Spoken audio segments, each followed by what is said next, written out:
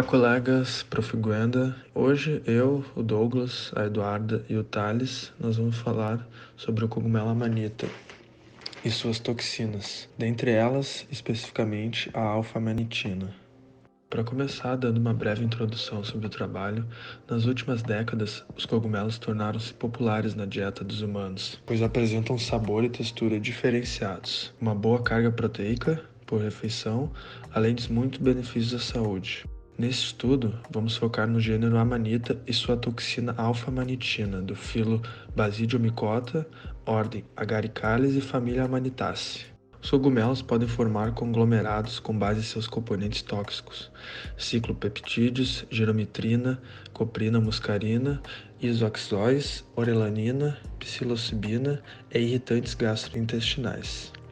Os principais agentes tóxicos são as amatoxinas que estão presentes em 3 genes, amanita, lepiota e galerina. Destas, as amatoxinas, principalmente a alfa-amanitina, são as principais responsáveis pelos efeitos tóxicos em humanos. Sabe-se que a alfa-amanitina inibe a RNA polimerase 2, causando déficit proteico e, finalmente, a morte celular. A substância ela pode ser isolada a partir do Amanita phalloides, bem como do Amanita virosa e do Amanita bispógera. Além disso, é apontada como a mais tóxica das amatoxinas.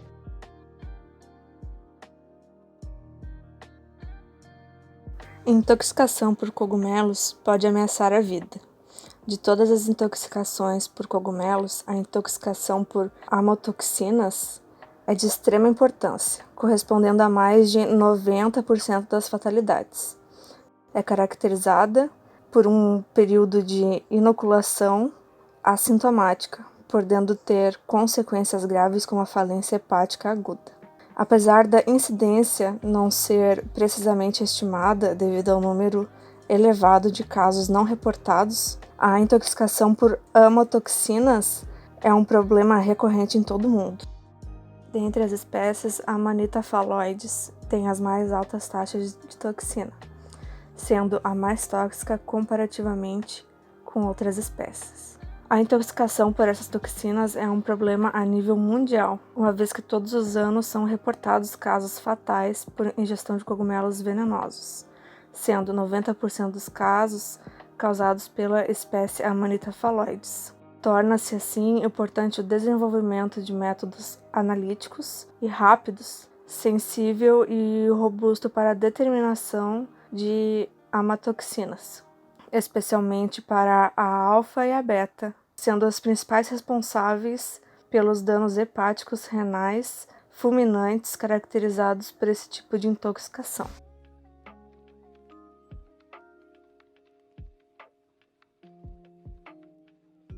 Evidências históricas sugerem que pelo menos 3 imperadores romanos e um papa estão entre as vítimas de intoxicação por cogumelos. Mesmo nos tempos modernos, foi estimado que cerca de 90% dos casos letais publicados por intoxicação causados por consumo de cogumelos, especialmente na Europa Central e América do Norte. A incidência de intoxicações por cogumelos varia muito por todo o mundo, dependendo de tradições locais, estilos de vida, fatores nutricionais, clima e ocorrência de cogumelos selvagens. Esse tipo de intoxicação é a mais prevalente na Europa, com diversos relatos de casos já publicados. Em relação aos princípios físico-químicos da substância, a alfa-amanitina ela pertence aos grupos da amatoxinas. Essa substância ela é um octapeptídeo bicíclico com peso molecular de 900 gramas por mol. A sua estrutura molecular ela tem uma resistência a processos enzimáticos e ao pH do estômago. Então isso garante que ela fique intacta e possa ter uma maior atividade nos seus órgãos-alvos.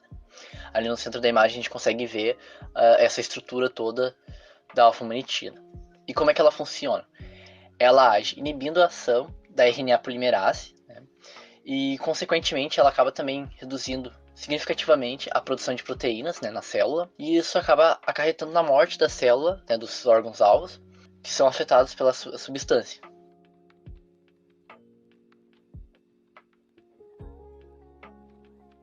A intoxicação pela alfa-amanitina se dá por via oral, gastrointestinal, e ocorre geralmente em um único evento, caracterizando assim uma exposição do tipo aguda. Após a ingesta intencional ou acidental da substância, ocorre a segunda fase da intoxicação. Esta é dividida em 3 etapas.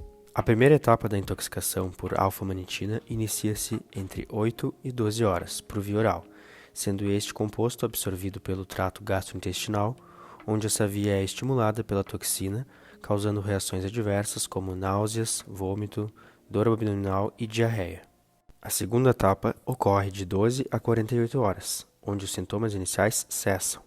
Entretanto, esse período é caracterizado pela distribuição do agente tóxico na corrente sanguínea, que por sua vez alcança órgãos-alvo como fígado, rins, causando insuficiência hepática e renal, podendo também alcançar pâncreas e testículos. Do ponto de vista tóxico-cinético, o fígado pode excretar cerca de 60% das toxinas na bile, mas estas retornam ao fígado através da recirculação enterohepática. Uma grande quantidade de amatoxinas é absorvida pelos hepatócitos e sofre uma extensa circulação enterohepática. A duração dessa ação e dessas toxinas é de cerca de 10 a 15 horas em humanos. Só então, posteriormente, a alfa-amanitina é eliminada do soro pelos rins ou pelas fezes. Por fim, na terceira etapa da intoxicação por amanitina, que ocorre em 72 horas ou mais, o indivíduo vem a óbito por conta de falência múltipla de órgãos. Essa etapa ocorre caso o indivíduo não consiga excretar o toxicante e alcançar níveis seguros na circulação. Como mencionado anteriormente, por se tratar de uma exposição rápida, a intoxicação ocorre de forma aguda. A DL50 da alfa-amanitina em humanos é aproximadamente 0,1 mg por quilograma.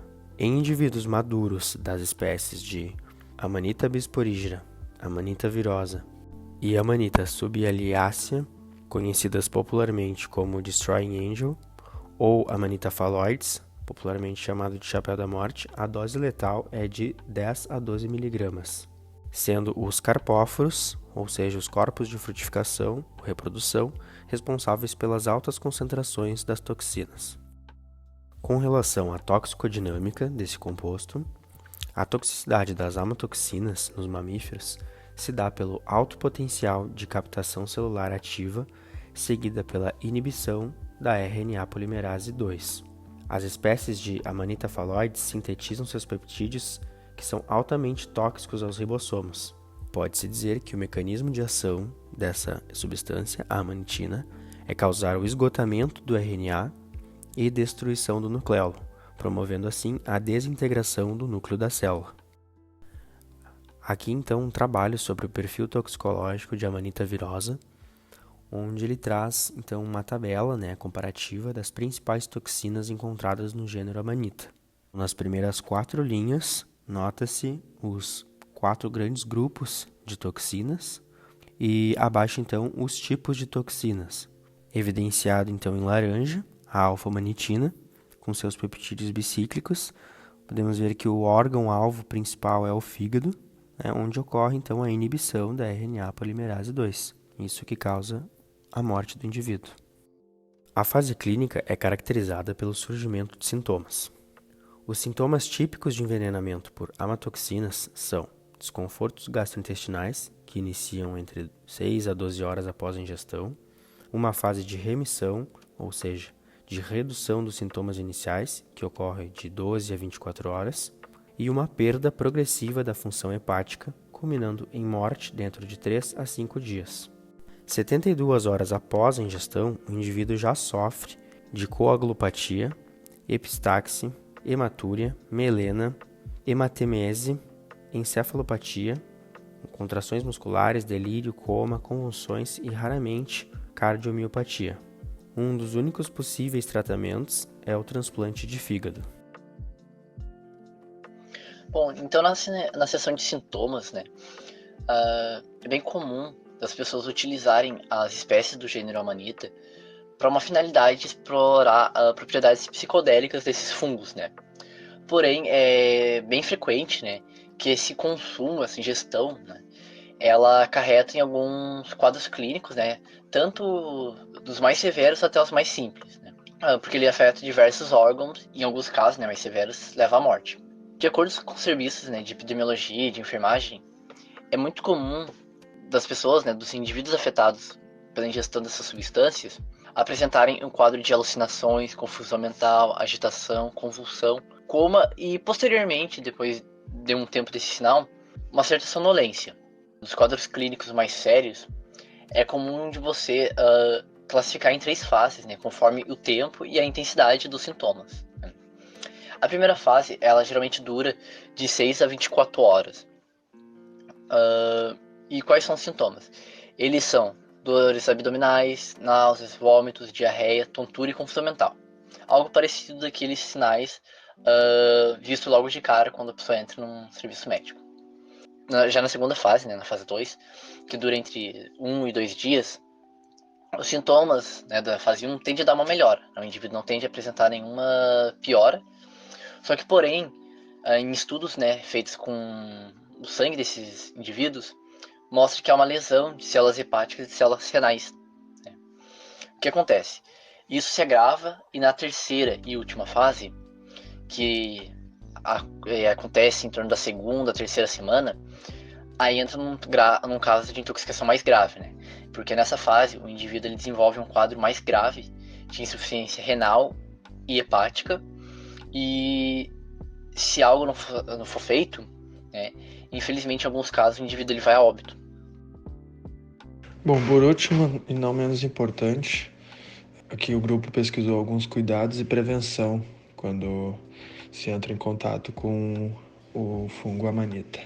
A terapia atual para envenenamento por amanita inclui a estabilização do paciente com correção da hipoglicemia e equilíbrio eletrolítico, substituição de fatores de coagulação e hemácias, tratamento de complicações sépticas, com descontaminação, que consiste em lavagem gástrica, administração de carvão ativado e laxantes, além de diurese forçada e terapia com altas doses de penicilina e silibinina.